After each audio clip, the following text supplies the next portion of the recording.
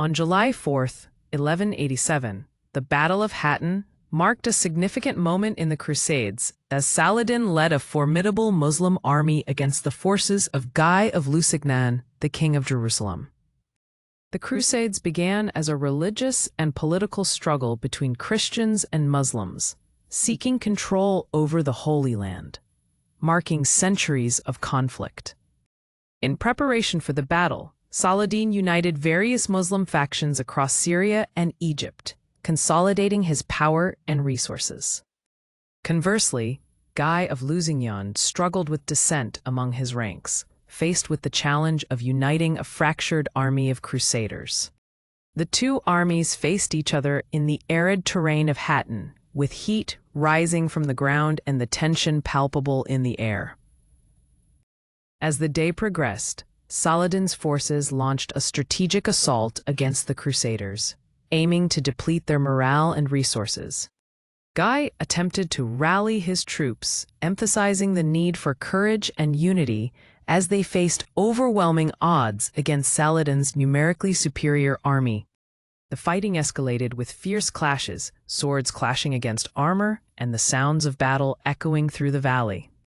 As the battle wore on, Saladin's forces surrounded Guy's army and cut off their access to water, a critical tactic in the blistering heat. With their morale dwindling and exhaustion setting in, many of Guy's men started to falter, sensing defeat is near. In a desperate bid, Guy attempted a counteroffensive, hoping to break free from Saladin's encirclement. Saladin, anticipating this move, countered swiftly, reinforcing his positions and striking hard at the Crusaders. As the sun began to set, the tide of battle began to turn decisively in favor of Saladin, with many Crusaders losing hope. With the battle raging, decisions had to be made regarding the fate of the captured Crusaders, including King Guy. Finally, Guy of Lusignan, facing imminent defeat, sought a parley with Saladin, hoping to negotiate his army's fate. Saladin, being aware of the power dynamics and the potential to make a statement, agreed to terms, recognizing the nobility of Guy's request. Though a peace was brokered, it meant the relinquishment of Jerusalem, signifying a monumental shift in the Crusades. The aftermath of the Battle of Hattin revealed Saladin as a leader of not just military prowess, but also of political diplomacy, affecting future Crusade dynamics. This major defeat for the Crusaders had long-lasting implications for the history of the Holy Land and the power shift in this region. As people celebrated Saladin's victory, whispers of Ben-Gurion's victories echoed, laying the groundwork for future conflicts and deepening divisions between Muslims and Christians in the region. The Battle of Hattin would echo through history as a turning point, reshaping the relationship between East and West, Christianity and Islam. In the aftermath, as Saladin firmly established his leadership, it was clear that the balance of power had shifted significantly in the Levant. Meanwhile, Guy of Lusignan's legacy became intertwined with the defeat, leading to lasting implications for his rule and future crusades. As dawn broke over the plains of Hattin, the air was thick with tension as both armies prepared for the clash. Saladin reviewed his troops meticulously, ensuring every fighter was prepared for the impending battle, exuding confidence. Meanwhile, Guy of Lusignan faced mounting pressure as he attempted to gather his reluctant forces, struggling to keep morale high. As the battle commenced, Saladin's archers unleashed a rain of arrows, darkening the sky, demoralizing the opposing forces. Recognizing the importance of the water supply, Saladin targeted the Crusaders' access to vital wells, heightening their desperation. Guy responded fiercely, rallying his remaining troops, attempting to launch a counterattack against Saladin's forces. Saladin, undeterred, ordered his cavalry to flank Guy's forces, implementing a strategic maneuver that turned the tide of the battle. The intense heat of the day compounded the exhaustion of the Crusaders, weakening their ability to fight back. It became increasingly clear that the Crusaders were losing ground, trapped in a futile struggle against Saladin's tactical acumen. Despite his captive audience, Guy's men began to lose hope, glimpsing their inevitable defeat as Saladin pressed on. Saladin's forces began displaying their discipline as they executed strategic strikes on the disorganized Crusader ranks. Suddenly, chaos erupted as a missed command led to confusion within the Crusader ranks, exacerbating their plight. Seeing the tide turn, Saladin ordered his forces to pursue the retreating Crusaders, exploiting their disarray. Guy, witnessing the collapse of his forces, desperately sought a way to communicate with Saladin, hoping for mercy. Saladin, with a vision of diplomacy, met with Guy under a white flag, seeking a resolution beyond bloodshed. In their parley, Saladin offered terms for surrender, displaying his rare balance of military might and compassion. The ultimatum laid by Saladin represented a pivotal shift in the Crusades, forcing King Guy to reckon with the fate of Jerusalem. Choosing to avoid further bloodshed, Guy agreed to Saladin's terms, thereby marking a historic moment of surrender. The impact of this battle extended beyond the immediate defeat, reshaping the political landscape of the region significantly. News of the defeat sent shockwaves across Europe, altering the course of subsequent crusades and leading to further divisions within Christendom. Saladin's victory at Hattin solidified his reputation as a formidable leader, capable of both warfare and mercy.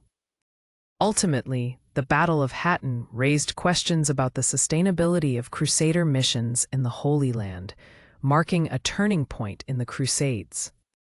On the early morning of July 4th, 1187, the sun cast a fierce glare over Hattin's vast plains, where Saladin's meticulously arranged army awaited the order to advance. Amidst the clamor of tens of thousands of soldiers, preparations for battle unfolded with palpable tension. As the battle commenced, Saladin's archers swiftly unleashed a volley of arrows, transforming the blue sky above into a flurry of deadly projectiles, raining terror upon the Crusader ranks, while his cavalry began to maneuver for an imminent attack. In stark contrast, the Crusaders faced the attack with hesitation, many struggling to keep their formation amidst the rising panic. Guy of Lusignan, calling out commands, desperately attempted to maintain order among his increasingly beleaguered troops. The fierce heat of the day took a toll as the relentless sun bore down upon the Crusaders. Many soldiers began collapsing from heat exhaustion, their morale dwindling as they realized the dire nature of their situation. As exhaustion set in, Saladin's forces executed a series of disciplined maneuvers, driving a wedge between the Crusader ranks. Their strategic coordination wreaked havoc among Guy's men, leading to chaos and retreat. Desperation grew as Guy realized his forces were on the brink of collapse. He called for a council to strategize a counteroffensive. However, dissent among the ranks made unity nearly impossible. In a moment of fortitude, Guy attempted to rally his soldiers one last time, using impassioned words to instill hope and courage as they braced for another wave of assault from Saladin's forces. Saladin, watching the Crusader response, seized the moment and ordered a full frontal assault with his cavalry, aiming to capitalize on their disorder and wavering morale. With the realization of impending doom, the Crusaders faced panic, unable to reorganize as fear swept through their ranks. Some turned to flee, furthering the disarray. Seeing the futility of further resistance, Guy sent emissaries to seek a parley with Saladin, hoping to negotiate terms for his beleaguered army's surrender. Saladin, known for his strategic mind as well as his sense of honor, agreed to meet Guy under the olive trees, a place symbolizing peace amidst chaos.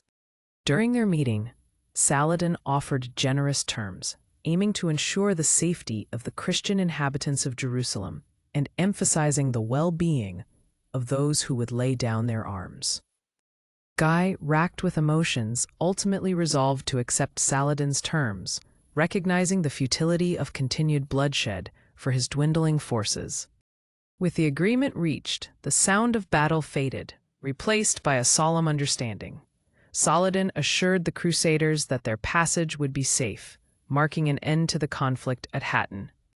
The surrender of Guy's army on that momentous day not only reflected the military prowess of Saladin, but also symbolized a shift in the Crusaders' fate in the region. Saladin's victory not only changed the course of the Crusades, but also elevated his status as a revered leader in the Islamic world, highlighting his military and diplomatic finesse. Conversely, Guy of Lusignan's defeat became a pivotal chapter in the history of the Crusades, marking a decline in Crusader power and a significant loss for Christian forces in the Holy Land.